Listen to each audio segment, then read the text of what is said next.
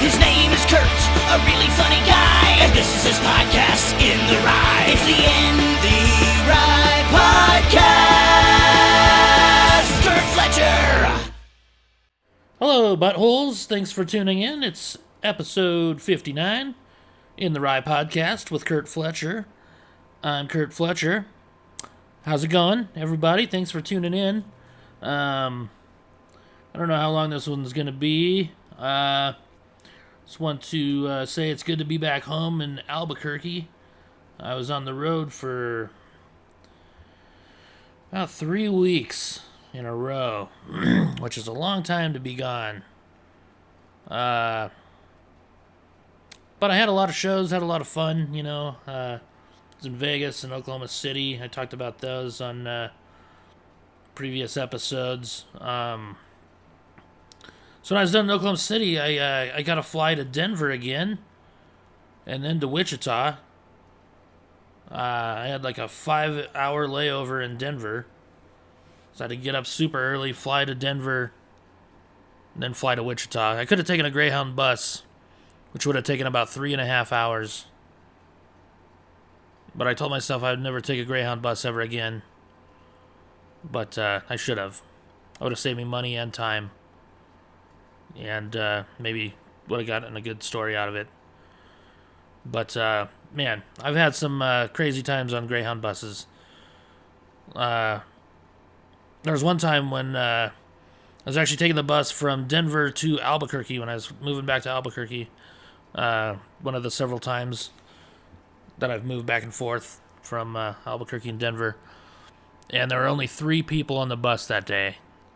And I was so excited. But it ended up being one of the worst days of my life. There was a guy with a face tattoo, which is never good. If you're listening to this and you have a face tattoo, I don't know what to tell you. You're probably going to end up in prison at some point. So this guy comes and sits next to me and asks if he could borrow my phone. Of course he doesn't have a phone. He tells me his story. He's, I don't know where he's going. He's going to Phoenix or something like that, and his ex-girlfriend took his kid a couple nights prior, and they're in, like, Idaho or Montana, and she's homeless, so she's got the kid out in the cold. So I felt bad, so I let him use the phone, and he called, like, Child Protective Services or something like that, told her the story, and then he ended up calling his ex and leaving a message, and I was like, oh, great, now she's got my phone number. And, I thought maybe that would be the end of it, but, nope, he used my phone 54 times that day. That's not exaggerating at all. I counted 54 phone calls between Child Protective Services and his ex-girlfriend, and he's just bad-mouthing the ex-girlfriend the whole time, and when she finally did answer, he's talking shit to her and all kinds of things, and then finally when we get to Albuquerque, he tells me that he's thinking about getting back together with her. And he asked me if he could borrow money to get back on the bus to go to Montana or wherever. And I was like, no, absolutely not. And you're not using my phone again. My ride's here. I gotta go. And so yeah, that day sucked. There's another time when I was going to Denver from Albuquerque, and the Greyhound hit a fucking deer on I-25. There was no damage at all to the bus, but we still had to wait on the side of the road until a new bus got there, and we had to take the new bus, and that took several hours. And then one of my favorite times was, I don't know where I was coming from, but we were just outside of Albuquerque, about an hour or so, and it's pitch black out, super dark, and this old lady in front of me wakes up, and she lights up a cigarette, and the bus driver's yelling at her to put it out, and she has no idea where she's at. She doesn't know she's on the bus, and so this dude sitting by me grabs her cigarette from her, takes a couple puffs, and then puts it out, and then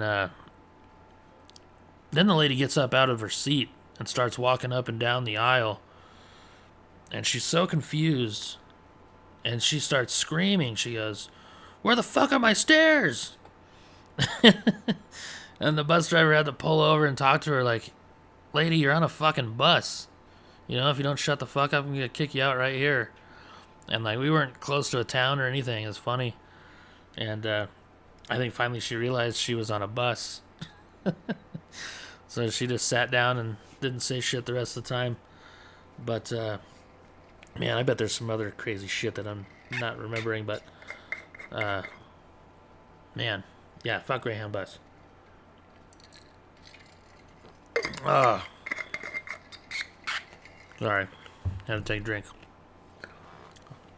Wasn't planning on talking about the Greyhound bus, but yeah, so I decided not to take a Greyhound bus to Wichita, even though it was a 3.5 hour ride. I'm sure something weird would have happened. You know, it can never just go normally, ever, for some reason. I even used to do a couple jokes about the Greyhound bus. Maybe I'll throw them in at the end of the episode if I can find the audio. Wonder if they were on my album. I don't even know. I don't even know what jokes were on my album, to be honest with you. So yeah, I got to Wichita a couple days early. Got there Tuesday. Their week doesn't start till Thursday, so you know, I had a couple days to kill and hang out. And Tuesday just kind of hung out and didn't do shit. I was pretty tired from waking up early, sitting at the airport in Denver for 5 hours. Wednesday nights, there's actually a show at the club. Guy I know from Denver, Edward Bell, was performing, so I went and hung out over there. And I didn't catch the show, but I got a chat with him and his tour buddies for a little bit. Talked to the manager of the club, Biggs, and Wiz, who's always there. It's always cool to see those dudes. They're both comics too, which is cool, you know. And they both work at the club. So yeah, I didn't do much Wednesday.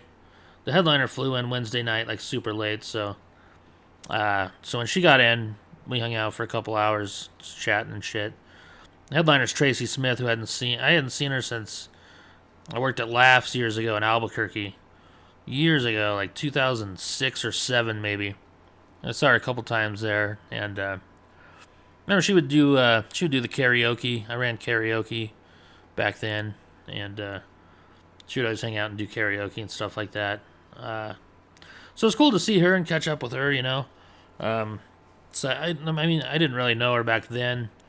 You know, I was just I never performed with her back then, so I was just kind of at the club cooking and running karaoke. God, I hated running karaoke. There were just some fucking terrible singers that would come in. It was awful. There was one guy who would come in, and he would always ask one of the waitresses to sing that Kid Rock and Sheryl Crow song.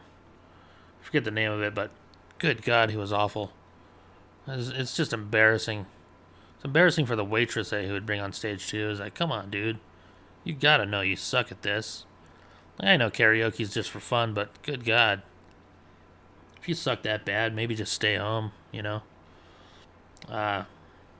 We had some regulars that would always come in. There was one guy, his name was Lloyd. He wouldn't even come in for the comedy show. He would just come in just for karaoke. We did karaoke Saturday nights, and he would come in and he would always do Lady by Kenny Rogers and Sitting on the Dock of the Bay. It was kind of funny because he had like a little lisp, so it was pretty funny. He was a decent singer though, and a really nice guy. So it was always cool seeing him. And then my buddy Floyd Longbottom and his wife Jennifer would always come in.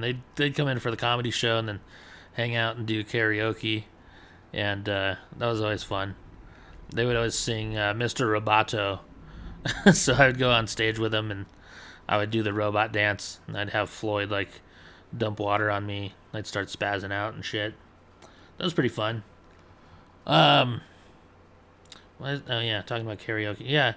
So yeah, it was cool catching up with Tracy on Wednesday nights, and then Thursday during the day, we ended up going for a walk outside and walking around like downtown and stuff like that. Wichita's got a pretty cool little downtown area. It's a lot different than the old. The old club used to be like, kind of. It seemed like a suburb area of Wichita. Wasn't really a lot to do. I guess it was kind of by the college, which is all right, but there really wasn't a lot of stuff around there.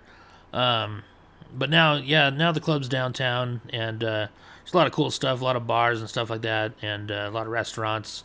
And old Chicago. I love old Chicago, so ate there a couple times. Had a lot of barbecue. It was weird being on the road for 3 weeks without a car, too.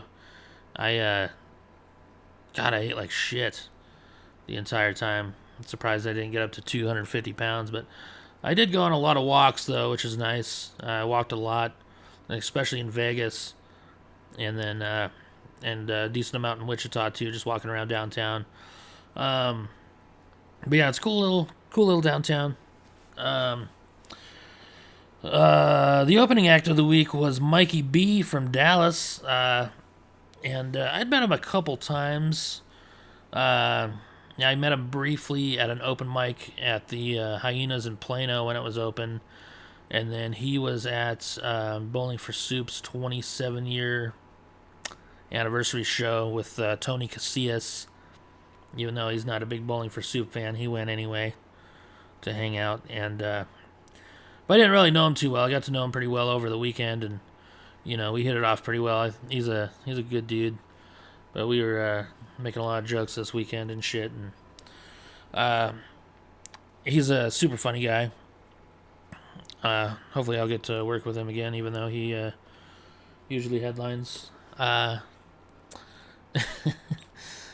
That was a running joke he was doing all weekend because Tracy posted something on Facebook about working with. I was refreshing to work with two openers who don't brag about how they usually headline. So when she posted that, Mikey would throw that into almost every conversation. That was pretty funny. So yeah, the shows are actually pretty good. We did 5 shows. 1 Thursday, 2 Friday, 2 Saturday. It was kind of smaller crowds, but they were not too bad, I really liked the what show was it? I don't remember. I had a couple that I really liked. So I think it was the Saturday late show. Maybe that was probably my favorite, but I don't remember. So yeah, I ended up flying back home Sunday pretty early. So I got home at like noon. Man, it was good to be home too.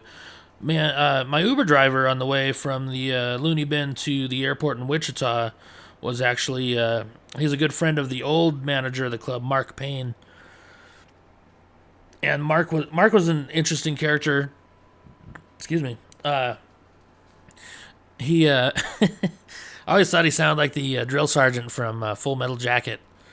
And that's fine. The first time I ever worked at the Wichita Club, my buddy Jason Brown, who I'd never worked with before until that week, he brought Guitar Hero with him. And he was singing all the songs in Mark Payne's voice. It was really funny. So he did a great impression of him.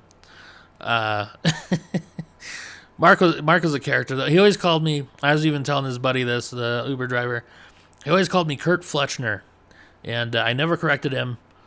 And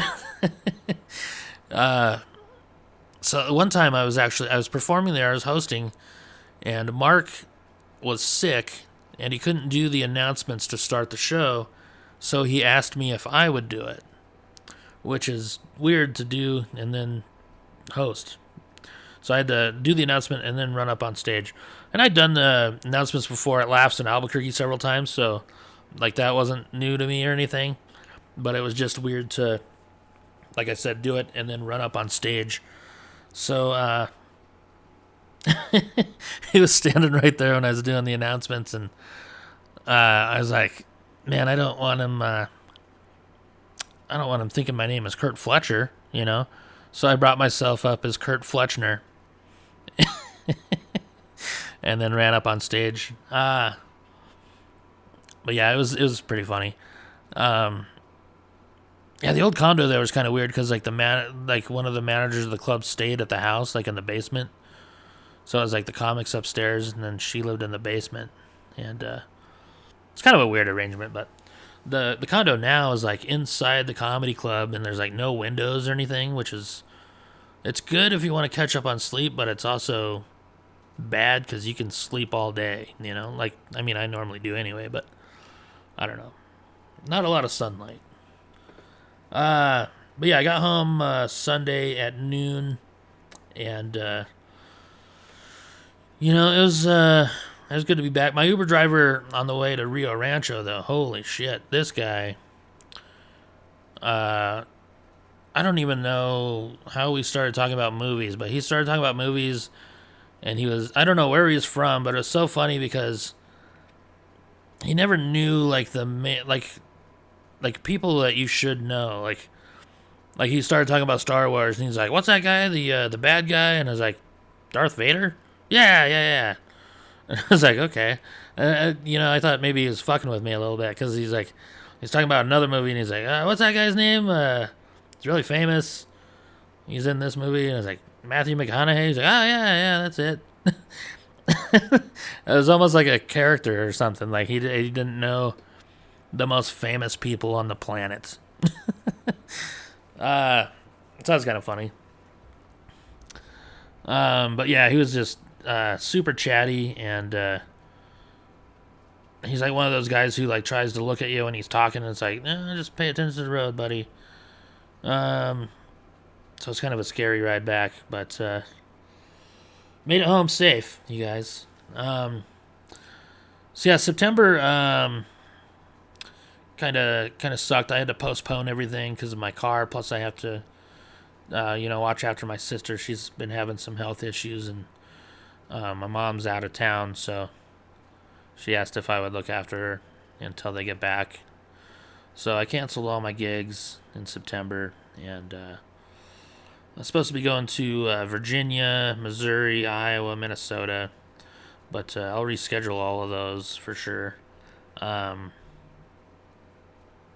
they asked me to be a part of the Cloud Top Comedy Festival, but I never heard back, so I guess I'm not going to do that, even though I mentioned I was on one of the other podcasts. But so yeah, I guess I shouldn't have mentioned that until it was set in stone, but it's all right. I did end up lining up a couple local gigs. So September 9th, I'll be at the Brew Lab in Rio Rancho, and then the 16th, I'll be performing at the State Fair in Albuquerque. I ended up doing a show last night at a speakeasy in Albuquerque. I'd never been there. It was really cool, too. It was like a Chicago-style, like, speakeasy from, like the 20s, 30s era. There's a big painting of Al Capone on the building. And then, you knock on the door, and you have to have a password. And we didn't have a password because we were performing there, but so yeah, they let us in, and the first little walkway you walk into, the guy's giving you the little speech on what's going on and stuff like that, and he's a big dude. What was his name? Something Potatoes. But he's like talking like Al Capone and shit, and but you're in there and you're like, how do you get to the next room, but there's like, the fake bookshelf thing. So they lead you through the whole thing, and it felt like we're gonna get whacked, It's me and Eddie Stevens and his girlfriend, and we're walking through, and then we finally get to this room. It's like a little VIP room, which is where we were performing, and yeah, it was a really cool place. So the show was Anthony Garcia, who's a radio DJ, good buddy of mine. He hosted the show, and then my buddy Eddie Stevens went after him, and then I closed the show. And it went pretty well. It's hard to do comedy when people are eating food, though. So, like, there are points of the show where it's, like, they bring out the appetizer, and then they bring out, like, they've got, like, a second course and then a third course, but they're bringing it out at different times. So, we ate the first round before the show started, The second round they brought out while Eddie was performing, and then the third round they brought out while I was performing. So there's like a few minutes in each of our sets where nobody's really paying attention; they're just eating their food. But it was a cool little room. Nice little setup, I guess. There's a lady who is a little drunk and definitely wanted to be a part of the show, and that sucked. And she was a nice lady, but she just didn't understand that she was ruining the show, and so that was tough, especially like with a smaller crowd like that. Like, it's so hard to maintain any type of momentum, or with her chatting after every joke, you gotta, I don't know. And you can't really say stuff because she's like a VIP member of this place. So, tried to be nice and everything. And then, but yeah, when she started getting other tables involved too, it's like, okay, that's like, a fourth of the crowd right there. That's like heckling you, so just shut the fuck up. Yeah. So yeah, don't have many shows coming up. But I'm excited. College football's starting up. It actually starts on Saturday. My team doesn't play until the following Saturday. The Hawkeyes. Go Hawkeyes. But yeah, there's some games on Saturday that I'll probably watch. Nebraska versus Northwestern. I hate Nebraska, so I'm going to get up early to root for Northwestern. I think they're playing that game in Ireland. So that'll be cool. I don't know why they're taking two shitty teams to Ireland, but you would think maybe different teams would want to play in Ireland. Like Notre Dame, maybe. I don't know. I'm excited about college football, though. Been watching some preseason NFL games. Those are boring as shit. Good God. I know at least it's football, but preseason football is not very fun. I was watching a game last night when I got home, and they have like an hour and a half pregame show for a preseason game. Like, why? Like, nobody's paying attention to the preseason game anyway. I don't know. I think there's some other stuff I want to talk about.